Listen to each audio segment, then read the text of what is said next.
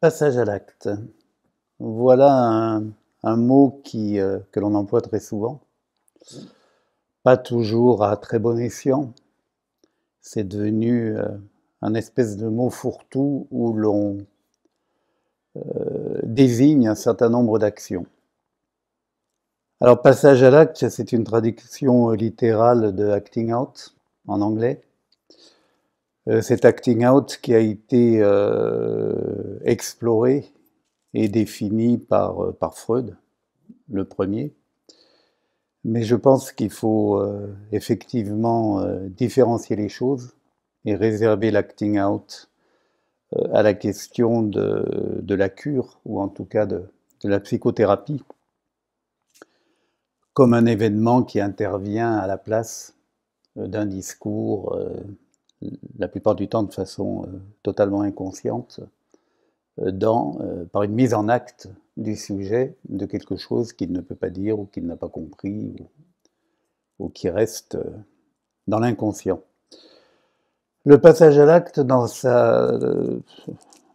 dans son sens commun, c'est un acte violent et impulsif, très souvent agressif, soit que cette agressivité soit dirigée envers soi-même, soit qu'elle soit dirigée vers l'autre.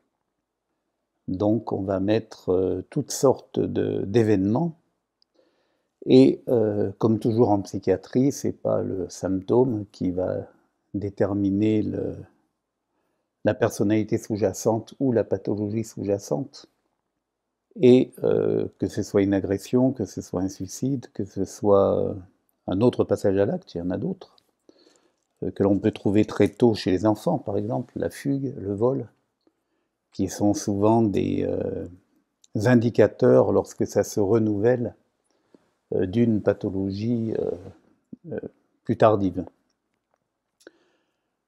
Voilà, comment on comprend le passage à l'acte en psychiatrie. Après, il y a tout un problème médico-légal qui est lié au passage à l'acte et qui fait que, particulièrement depuis quelques années, le travail psychiatrique a été de plus en plus encadré par les lois dans le but de prévenir les passages à l'acte. On a encore des événements très récents qui posent la question de la responsabilité du patient lors de ce passage à l'acte et de la question de son discernement à ce moment-là. Était-il conscient de ce qu'il faisait au moment des faits? Bon, c'est ce qui est très compliqué. Et la polémique vient de rebondir à propos du cannabis. Quand on s'adonne au cannabis régulièrement et que l'on a donc des risques de passage à l'acte, parce que ça augmente l'impulsivité, est-ce qu'on doit être irresponsabilisé ou non?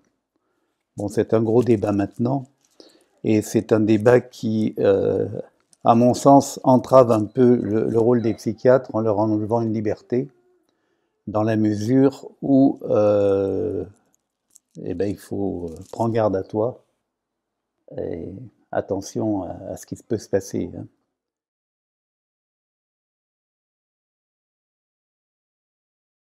Le passage à l'acte traditionnellement est défini comme donc un acte impulsif qui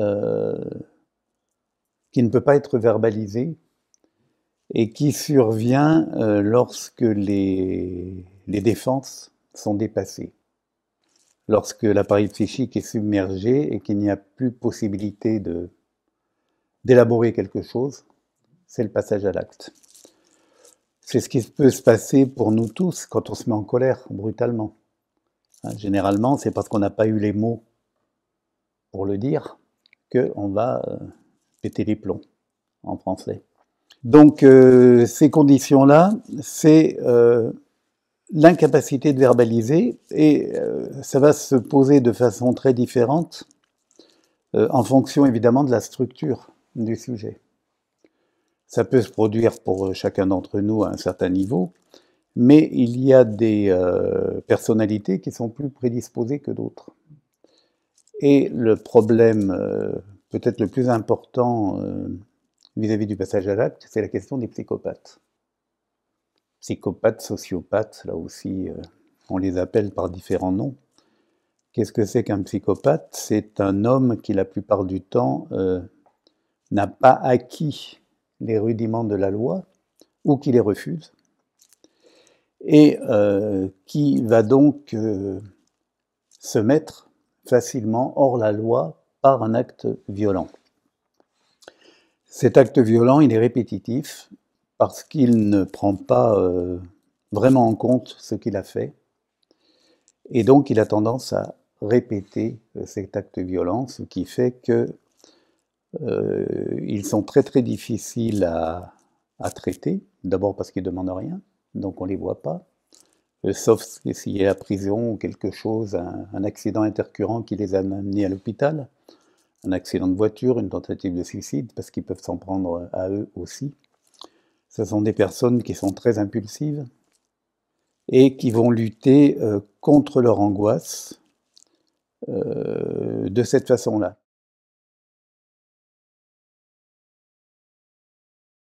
Quand on prend tiens, quelque chose qui s'est produit il y a une vingtaine d'années ici, et qui était la tuerie de Cuers.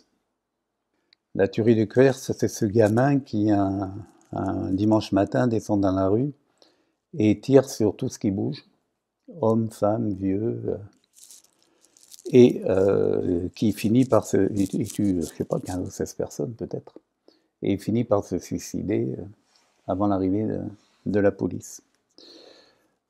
On s'aperçoit après que ce jeune homme adorait les armes, était sur les sites gothiques, machin, etc. Et que c'était vraisemblablement, alors on ne peut pas faire un diagnostic post-mortem, mais que c'était vraisemblablement un début psychotique, un début de schizophrénie. Le psychotique est quand même loin d'être celui qui passe à l'acte le plus souvent. Alors évidemment, on en parle beaucoup quand on retrouve une infirmière avec la tête coupée dans un hôpital, mais les psychotiques sont plus souvent victimes qu'agresseurs. Après, ils peuvent être, dans certains cas de schizophrénie ou certaines psychoses infantiles ou autistes, être extrêmement violents de façon totalement inopinée, dans un truc extrêmement pulsionnel. Et puis, évidemment, quand il y a un délire. Le jeune homme là qui est de la Syrie il y a quelques jours semblait persécuté. Il se promenait avec une arme, il avait un gilet pare-balles sur lui, et c'est amusant parce que quand le procureur de la République en a parlé, il a dit qu'il était extrêmement cohérent. Les paranoïaques sont extrêmement cohérents. Donc s'il a débuté quelque chose de l'ordre de la paranoïa, il a un délire structuré auquel on peut croire d'ailleurs, que quelqu'un lui en veut ou quelque chose comme ça.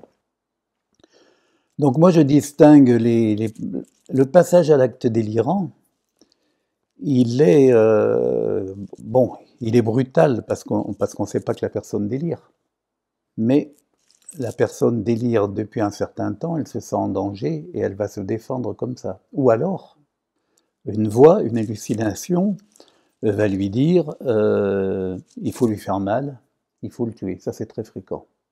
Hein. Les voix me disent de faire du mal, de me faire du mal, ou de faire du mal à quelqu'un.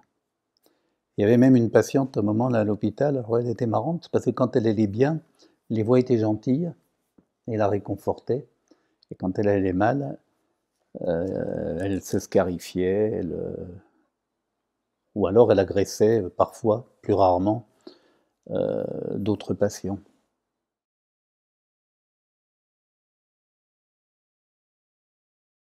Alors, je dirais que les psychotiques à l'hôpital, on sait assez bien les gérer, déjà par les traitements, parfois un peu vite par les traitements. Mais bon, on en a l'habitude.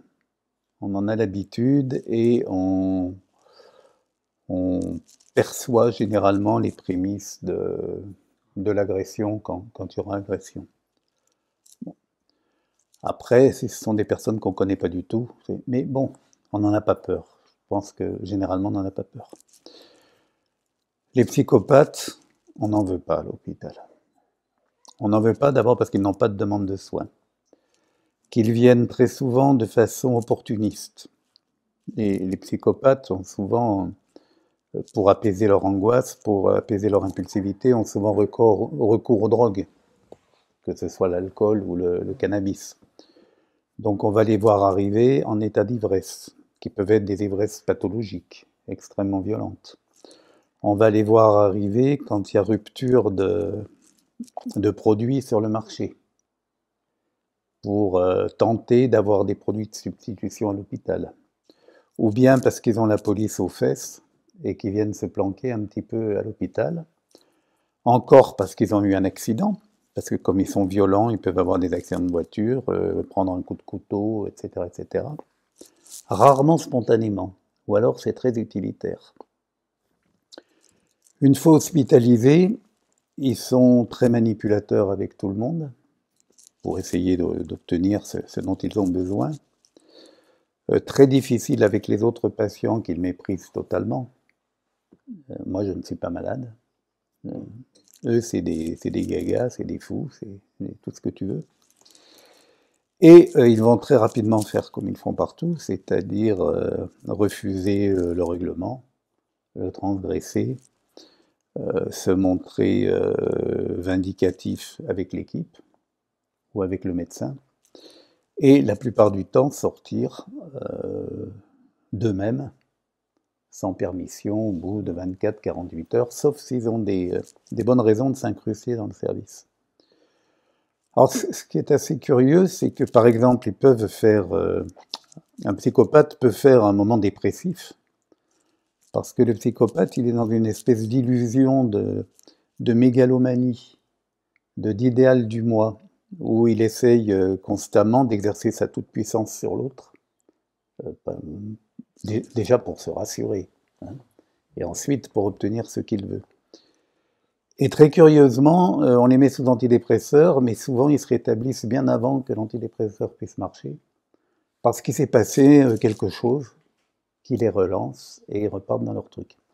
Ils peuvent faire aussi des espèces de bouffées dissociatives qui ne durent pas, et où le moi se parcellise un peu comme ça, et puis ça se reconstitue la plupart du temps. Voilà, donc ça c'est les psychopathes. Et après, la pathologie extrêmement fréquente maintenant, c'est ce qu'on appelle les borderline, les as, if et compagnie. On leur a donné état limite, on leur a donné tous les noms qu'on veut. Chacun leur a donné un nom, qui est un petit peu un fourre-tout sémiologique, où on a tendance à mettre tout le monde, on ne sait pas, ou on ne veut pas trop chercher, on en fait un état limite, c'est assez facile. Ces états limites, ils sont dans une grande carence affective, ils sont dans une faille narcissique importante, avec une caractéristique particulière, c'est l'ennui. Ce sont des gens qui s'ennuient, ce sont des personnes qui, si elles ne sont pas stimulées, j'ai une patiente comme ça que j'ai suivie plus de 30 ans, qui m'a toujours dit, mais, sauf quand elle faisait des enfants, ça l'a un peu sauvée, elle en a fait 4, mais je m'ennuie, la vie n'a pas de sel, rien ne m'intéresse vraiment. Ces derniers temps, c'était j'ai des petits-enfants, ils sont adorables, mais je n'arrive pas à les aimer. Donc il y a une grande souffrance derrière. Et cette femme a fait des séjours à l'hôpital sur 30 ans, mais des fois avec 10 ans d'interruption. Et la plupart des médicaments sont restés, enfin, l'ont un peu soutenu, mais en tout cas ne l'ont pas guéri, entre guillemets. Et la psychothérapie était difficile parce qu'il y avait une grande difficulté. Le psychothérapeute, eh bien, il faut qu'il soit tout le temps là, c'est un support. J'avais un superviseur qui me disait, quand tu prends quelqu'un en charge comme ça, c'est comme si tu étais sur une barque au milieu de la rivière. Ça va un peu à droite, ça va un peu à gauche. Il faut essayer de maintenir l'esquif à peu près au centre pour pouvoir aider la personne. Si tu vas un peu trop à droite, c'est le désaveu, c'est le désamour, elle se désespère. Si tu vas un peu trop à gauche, c'est le transfert un peu fou, passionnel, etc., etc. Ça m'avait bien aidé cette réflexion pour les aider. Après, c'est toujours pareil, il y a psychopathe et psychopathe, il y a état limite et état limite. Il y a des gens avec lesquels on peut faire un certain travail et puis d'autres pas du tout, comme toujours.